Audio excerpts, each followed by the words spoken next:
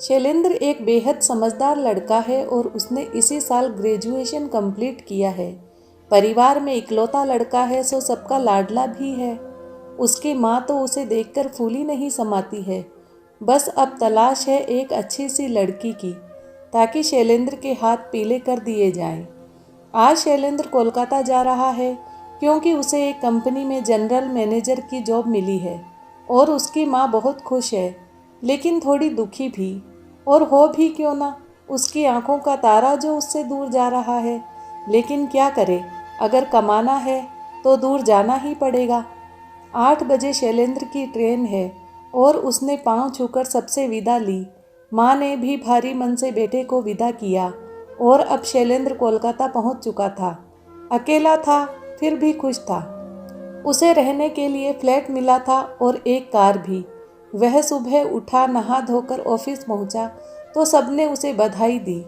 उसने भी मुस्कुराकर सबका अभिवादन किया और अपने कैबिन में चला गया और कुर्सी पर बैठकर एक ठंडी सांस ली और मन ही मन भगवान को धन्यवाद दिया और अपने काम में लग गया। उसे ऑफिस आते जाते कई दिन बीत गए। एक दिन उसकी नज़र सामने वाली कैबिन में बैठी एक लड़की पर पड़ी जो बेहद खूबसूरत थी और उसकी सादगी, उसकी सुंदरता में 4 चांद लगा रही थी। जैसे ही शैलेंद्र की नज़र उस लड़की पर पड़ी, वो तो उसका दीवाना हो गया। उसने क्लर्क को बुलाकर पूछा तो उसने बताया कि ये सुजाता मेम साहब है और बहुत अच्छी हैं, अपने काम से काम रखती हैं, ज़्यादा बात नहीं करती। ठीक है, तुम जाओ, शैलेंद्र ने उसे कहा और कुछ सोचने लगा। 5 बज चुके थे। धीरे धीरे ऑफिस खाली होने लगा। सुजाता भी अपना सामान समेटने लगी और तभी शैलेंद्र उसके पास आया। वो एकदम से खड़ी हो गई। अरे सर, आप, नमस्ते, कहिए, कुछ काम था? मुझे बुला लिया होता। खैर बताइए। तब शैलेंद्र ने झेपते हुए कहा, नहीं, कुछ काम नहीं, बस मैं इस शहर में नया हूँ तो कुछ जानकारी नहीं कि कहाँ क्या मिलता है। अगर आप मेरी मदद करें तो। हाँ हाँ, क्यों नहीं, बताइए, मैं आपकी क्या मदद कर सकती हूँ? मुझे खुशी होगी। तो क्या तुम चलोगी मेरे साथ मार्केट? शैलेंद्र ने कहा तो सुजाता बोली, क्यों नहीं, चलिए। वैसे तो सुजाता किसी से ज़्यादा बात नहीं करती थी, मगर अपने सीनियर को मना करना उसने उचित नहीं समझा। और फिर नए शहर में एक अनजान कहाँ धक्के खाएगा, सोचकर सुजाता उसके साथ चल दी। ऑफिस से बाहर आकर शैलेंद्र ने अपनी गाड़ी का दरवाज़ा खोला और सुजाता को कार में बैठने का इशारा किया। सुजाता कुछ सोचते हुए गाड़ी में बैठ गई और गाड़ी चलने लगी। शैलेंद्र को कोई सामान तो नहीं खरीदना था, मगर सुजाता से बात करने का कोई बहाना भी तो नहीं था। एक कप कॉफ़ी पियोगी मेरे साथ? शैलेंद्र ने हिम्मत करके सुजाता से पूछा। नहीं सर, रहने दीजिए, वैसे भी काफ़ी लेट हो गया है, मुझे घर जाकर खाना भी बनाना है और आप भी लेट हो जाएंगे, सुजाता ने शर्माते हुए कहा। अच्छा, तो आप लोग अपने परिवार के साथ रहते हैं? नहीं सर, मैं अकेली ही रहती हूँ जॉब के कारण, मेरा परिवार तो गांव में रहता है। अच्छा, शैलेंद्र ने कहा, चलो कॉफ़ी ना सही, साथ में खाना ही खा लेते हैं, लेट तो हो ही गए और घर जाकर बनाना भी नहीं पड़ेगा, शैलेंद्र ने मजाकिया अंदाज में कहा।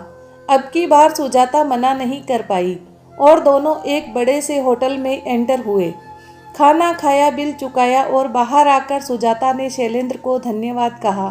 तब शैलेंद्र बोला, अरे नहीं, धन्यवाद तो मुझे कहना चाहिए तुम्हें, क्योंकि तुमने एक अनजान आदमी को शहर घुमाया और अपना समय मुझे दिया। कभी भी कोई काम हो मेरे लिए तो बेझिझक बता देना। आज से हम दोनों अच्छे दोस्त हैं, शैलेंद्र ने हाथ बढ़ाते हुए कहा। लेकिन सुजाता के दोनों हाथ जुड़ गए और सहम कर बोली, धन्यवाद सर, अब घर चले। दोनों आगे बढ़े और गाड़ी में बैठ गए। रात के 10 बज चुके थे। गाड़ी में बैठी सुजाता रोड लाइट को निहार रही थी। रास्ते भर दोनों चुप ही रहे। सुजाता को उसके घर के बाहर उतारकर शैलेंद्र अपने घर पहुंच गया और बस वो सुजाता के बारे में ही सोचता रहा और सोचते सोचते कब उसे नींद आ गई पता ही नहीं चला। सुबह अलार्म के साथ ही उसकी नींद खुली और उठकर ऐसा लगा मानो कोई सपना देख रहा हो। उसे कुछ भी सच नहीं लग रहा था। वो जल्दी जल्दी तैयार हुआ और ऑफिस पहुंच गया और उसकी आंखें बस सुजाता को ही ढूंढ रही थी। लेकिन ये क्या, 11 बज गए, अभी तक सुजाता ऑफिस नहीं आई। वो बेचैन होने लगा। उसने घंटी बजाई तो क्लर्क आया। उसने कहा, सुजाता मेम साहब को मेरे केबिन में भेजो। क्लर्क बोला, लेकिन साहब आज तो सुजाता मेम साहब आई ही नहीं। ठीक है तुम जाओ, शैलेंद्र ने कहा और क्लर्क नीची गर्दन करके चला गया। अब शैलेंद्र अपनी कुर्सी पर बैठ गया और आंखें बंद करके रात के बारे में सोचने लगा और कब शाम हो गई उसे पता ही नहीं चला। घर पहुंचकर उसने खाना भी नहीं खाया और सोने चला गया। सुबह उठा तो अनमने मन से ऑफिस पहुंचा और आंखें बंद करके अपनी कुर्सी पर बैठ गया। तभी आवाज़ आई, मैं अंदर आ जाऊं सर। शैलेंद्र ने आंखें खोली तो सामने सुजाता को देखकर वो चौंक गया। आओ आओ, शैलेंद्र ने सुजाता से कहा। सुजाता अंदर आ गई और मिठाई का डिब्बा शैलेंद्र के सामने रखते हुए बोली, लीजिए मुंह मीठा कीजिए सर। किस खुशी में, शैलेंद्र ने पूछा। आप मिठाई तो खाइए, फिर बताती हूँ। और एक टुकड़ा मिठाई का शैलेंद्र को खिला दिया। शैलेंद्र अचंभित नज़रों से सुजाता को देखता रहा। तभी सुजाता बोली, कॉफ़ी पीने चलोगे मेरे साथ शाम को? ये सुनकर तो वो और भी चौंक गया कि आखिर बात क्या है। सहमी सहमी रहने वाली सुजाता आज इतनी बदल कैसे गई। उसकी कुछ समझ में नहीं आ रहा था। वो बस एकटक उसे देखे जा रहा था। तभी सुजाता ने अपना हाथ बढ़ाया और कहा, मुझसे दोस्ती करेंगे? ये सुनकर तो शैलेंद्र के होश ही उड़ गए। उसने हड़बड़ी में हाथ बढ़ाया और सुजाता को देखता रहा। उसे विश्वास नहीं हो रहा था कि सुजाता का हाथ उसके हाथ में है। और फिर सुजाता ने बड़े ही सादे ढंग से कहा, मैंने आपकी आंखों में अपने लिए प्यार देख लिया था।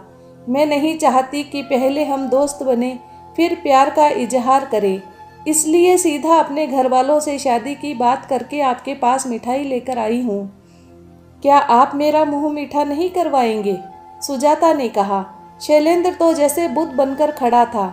सुजाता की आवाज़ सुनकर उसकी तंद्रा टूटी और उसने भी सुजाता का मुंह मीठा करवाया। शैलेंद्र आज बहुत खुश था। उसे तो जैसे बिना मांगे ही सब कुछ मिल गया। उसने हाथ जोड़कर भगवान को धन्यवाद दिया और सुजाता की तरफ प्यार से देखकर बोला, तुमसे बेहतर जीवन साथी मेरे लिए कोई और हो ही नहीं सकता, जिसने बिना कहे मेरे मन की बात को समझ लिया और एक अनूठा रिश्ता कायम कर लिया। दोस्तों, आपको ये कहानी कैसी लगी कमेंट करके ज़रूर बताना। और अगर अच्छी लगी तो वीडियो को लाइक, शेयर और सब्सक्राइब ज़रूर करें। धन्यवाद।